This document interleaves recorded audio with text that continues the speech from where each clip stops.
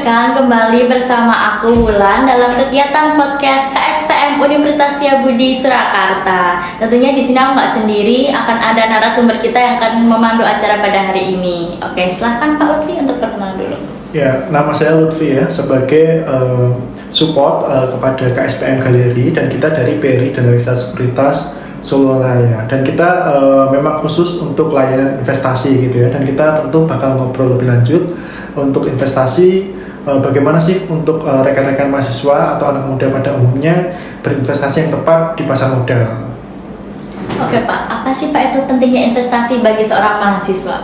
Nah, tujuan kita berinvestasi itu ada dua ya kebanyakan. Yang pertama adalah melindungi aset kita di masa depan, ataupun untuk mencari sumber penghasilan tambahan gitu ya. Jadi kita samakan posisi dulu, kita apakah mencari perlindungan nilai aset gitu ya dari inflasi, atau dari daya beli kita yang menurun di masa depan gitu ya, atau untuk penghasilan tambahan. Nah, ini perlu kita sesuaikan nanti dalam mengatur rencana jangka pendek ataupun jangka panjang kita dalam berinvestasi. Oke Pak, lalu apa sih Pak yang dapat dilakukan mahasiswa nih sebagai orang yang mungkin pertama kali terjun di dunia investasi? Nah, yang pertama adalah kita tentu mempelajari investasi yang benar itu seperti apa gitu ya. Kemudian yang kedua adalah kita membuka akun ya. Jadi membuka akun ini sekalian kita belajar investasi yang benar itu seperti apa gitu. Di akun di PRI dan Universitas Sekuritas gitu. Caranya dengan membuka akun di Brimo, pilih menu investasi, atau kita bisa masuk ke eform.press.co.id gitu. Nah, buat teman-teman yang penasaran bisa datang di Galeri Universitas Setiabudi bersama tim KSPM nanti akan dipandu. Oke Pak, pertanyaan kita selanjutnya nih, bagaimana cara kita dalam strategi menangani resiko untuk berinvestasi? Nah, kita biasanya pada umumnya itu menggunakan dua pendekatan. Yang pertama adalah pendekatan fundamental, dan selanjutnya adalah pendekatan teknikal. Kalau fundamental itu seorang investor berpikir tentang kesehatan suatu perusahaan gitu ya. Jadi perusahaan ini sehat atau tidak gitu. Apakah dia sedang performanya sedang bagus atau tidak gitu ya. Kemudian yang kedua adalah dia berpikir lagi, apakah perusahaan ini akan tetap perform di masa depan gitu. Jadi dia bisa mempertahankan kinerja perusahaannya di masa depan atau tidak gitu ya. Jadi kalau dia kinerjanya semakin bagus di masa depan, tentu nilai perusahaan itu akan naik. Tetapi jika kinerja perusahaan itu turun atau di masa depan diperkirakan turun gitu ya, nah itu mungkin nilainya akan menjadi turun juga gitu. Nah, itu namanya pendekatan fundamental. Selanjutnya adalah pendekatan teknikal gitu. Jadi kalau tadi fokus pada perusahaannya, kalau teknikal ini fokus pada permintaan dan penawaran yang terjadi di pasar atau di market gitu ya, atau supply and demand gitu. Ketika supply-nya tinggi, biasanya harganya akan turun. Kemudian ketika demand-nya tinggi, harganya akan naik. Tentu supply and demand ini sangat dipengaruhi oleh sentimen dan lain-lain, atau berita dan lain-lain gitu. Berarti ada dua cara nih Pak, ada strategi dalam menangani resiko.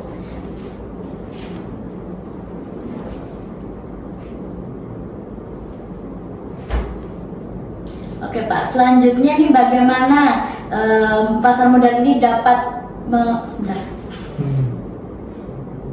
membantu meningkatkan Baik Pak, selanjutnya ini ada pertanyaan lagi. Oke. Sudah Pak? Oke Pak, selanjutnya ini ada pertanyaan lagi. Bagaimana pasar modal dapat membantu meningkatkan portofolio dalam investasi?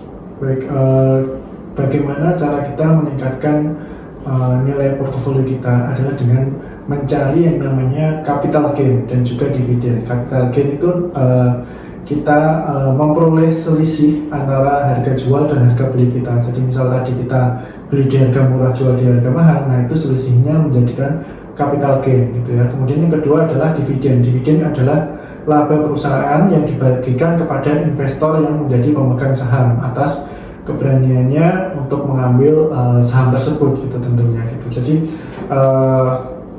tentu dua hal ini yang akhirnya akan menambah nilai portofolio kita di masa depan gitu ya. Jadi misalkan tiap bulan kita dapat capital gain sekian, kemudian tiap tahun kita dapat dividen sekian, itu yang meningkatkan nilai portofolio kita di masa depan gitu.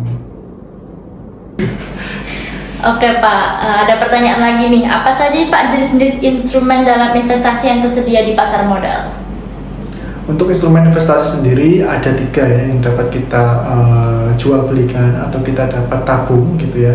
Yang pertama adalah equity atau saham ya. Saham atau equity ini tentu naik turun berdasarkan fundamental dan juga teknikal tadi. Kemudian reksadana adalah nanti manajer investasi akan mengumpulkan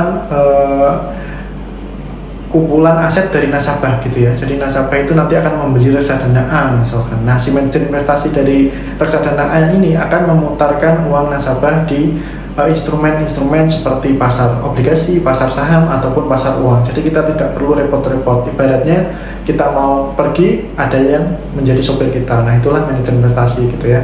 Kemudian yang ketiga adalah obligasi gitu ya. Obligasi atau nama lainnya adalah surat utang. Surat utang ini ada 2, ada surat utang pemerintah, ada surat utang korporasi atau perusahaan gitu ya. Jadi misalkan di Indonesia sendiri saat ini obligasi pemerintah itu di kisaran 6,5% per tahun gitu ya untuk tingkat pengembaliannya gitu. Jadi kalau kita berinvestasi yang lain kita harus berada di atas 6,5% tingkat pengembaliannya, karena kalau kita di bawah itu berarti buat apa kita susah-susah membeli sendiri kalau return kita di bawah 6,5% gitu ya. Jadi ibaratnya aset bebas resiko itu adalah obligasi pemerintah gitu. Jadi minimal expected return yang diharapkan investor ada di obligasi pemerintah. Oke Pak, selanjutnya ini ada pertanyaan lagi, bagaimana kita dapat memanfaatkan peluang investasi di pasar modal untuk mencapai tujuan keuangan?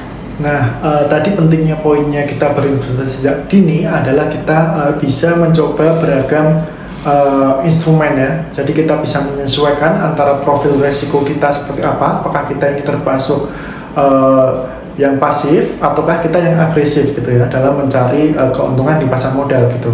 Jadi ketika kita masih muda kita bisa banyak mencoba resiko dengan expected return yang lebih tinggi, dan tentu pastikan itu legal ya gitu. Kemudian kalau kita lihat sendiri instrumen-instrumen di investasi pasar modal itu memiliki tingkat pengembalian lebih tinggi dibandingkan tabungan biasa. Jadi manfaatkan itu, kita selagi masih muda kita bisa mencoba banyak hal positif, diantaranya salah satunya adalah berinvestasi di pasar modal. Baik nih Pak, untuk berinvestasi yang paling cocok bagi anak muda atau mahasiswa ini apa sih Pak? Ada rekomendasi nggak Pak? Nah, paling cocok memang di saham ya. Jadi saham ini memberikan banyak volatilitas yang bisa kita nikmati sebagai anak muda gitu, dan kita ada waktu luang gitu ya, selain belajar gitu kita bisa ada waktu luang 1-2 hari gitu, kita bisa full lihat market di Indonesia itu seperti apa sih gitu ya, seperti ini atau seperti itu. Kita bisa memantau beberapa influencer saham yang sudah cukup terkenal gitu ya, banyak sekali. Nah, kita bisa lihat bagaimana sih mereka melihat pasar modal Indonesia itu seperti apa gitu ya. Jadi kita bisa ikut-ikut melihat pandangan dari mereka gitu ya. Tentu kita saring lagi apakah ini benar atau tidak gitu. Nah, itu gunanya kita belajar sendiri di pasar modal. Baik Pak, dalam berinvestasi sendiri ada nggak sih Pak aplikasi atau wadah bagi mahasiswa ini? Contohnya apa sih Pak rekomendasinya? Nah, saat ini kita BRI Dana Sekuritas memiliki aplikasi namanya Bridge ya, BRI GHTS, bisa di-download di Play Store dan App Store, dan nantinya tentu mudah digunakan ya. Jadi ada aplikasi, ada 2 versi. Yang pertama adalah Pro dan juga Easy gitu, dan ini sangat mudah digunakan, dan ini juga cocok untuk kita bertrader harian gitu ya. Jadi udah ada menu fast order, kita bisa lihat 1 layar, 2 layar itu bisa kita lakukan gitu, dan dari tahun ke tahun aplikasinya semakin bagus. Jadi ke depan tentu akan lebih bagus lagi, dan kita cukup murah juga gitu ya. Untuk biaya belinya 0,17, biaya jualnya 0,27, cukup kompetitif dan udah termasuk pajak gitu. Jadi kita mungkin teman-teman belum punya NPWP, nah itu masih bisa ya kalau kita mahasiswa. Tapi nanti kalau setelah kita lulus, ya silahkan update NPWP-nya ke cabang BRIDS terdekat. Nah, kita udah di penghujung acara ini Pak. Terima kasih banyak atas ilmunya yang sudah disampaikan. Tentunya kami akan mengadopsi banyak sekali manfaat yang udah disampaikan sama Pak Lutfi. Sebelum kita selesai nih akan ada sertifikat nih Pak dari kami tentunya. Boleh diterima dulu dong Pak. Terima kasih. Iya, sama-sama. Tepuk tangan dulu dong. Ya sendiri tepuk tangan ya. Oke, guys, kalau gitu mungkin sampai jumpa lagi di podcast selanjutnya dan bye. Dadah, dadah.